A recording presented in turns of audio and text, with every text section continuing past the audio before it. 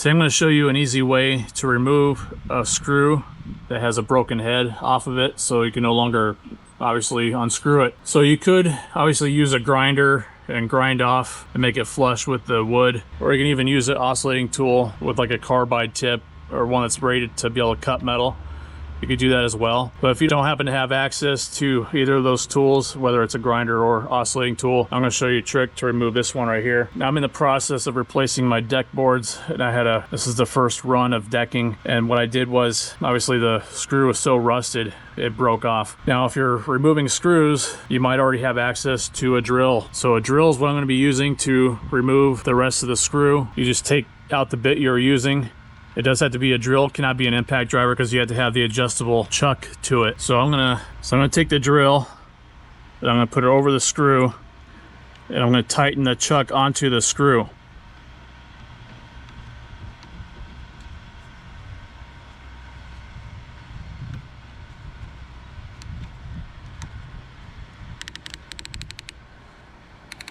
Now make sure it's good and tight. And obviously make sure it's in reverse, and just slowly pull it out. And there you have it. Simple as that. All right, I have another screw here. I'm gonna see if I can grab onto it. This is only sticking up like probably barely even a quarter of an inch. So I'm gonna see if I can back this one out.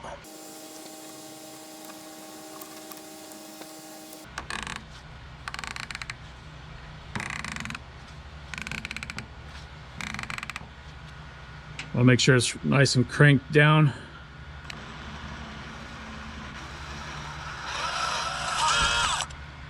And boom, it worked.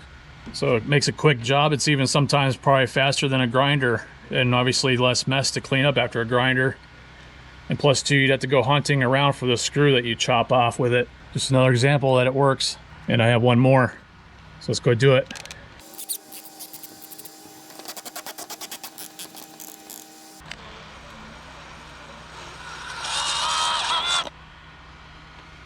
Let me know in the comments below what you think. And I have one more. It's in a tight spot because I'm dealing with the posts for the handrail. So I'm not sure if I'm gonna be able to get this one or not, but we'll give it a shot.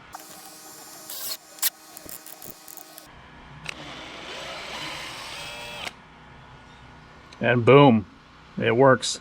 Thought I'd share that tip with you. That way, if you're in the bind and have a broken off screw, this is an easy way to do it, as long as you have a drill. So that's how I would do it. If you have other tips or tricks on how to do it, then be sure to leave a comment below. If you gained value from this video, appreciate you get a thumbs up and consider subscribing for more DIY tips, tricks, and reviews, as well as tool deal videos. Thanks so much for watching. I hope you have a great day. Thank you.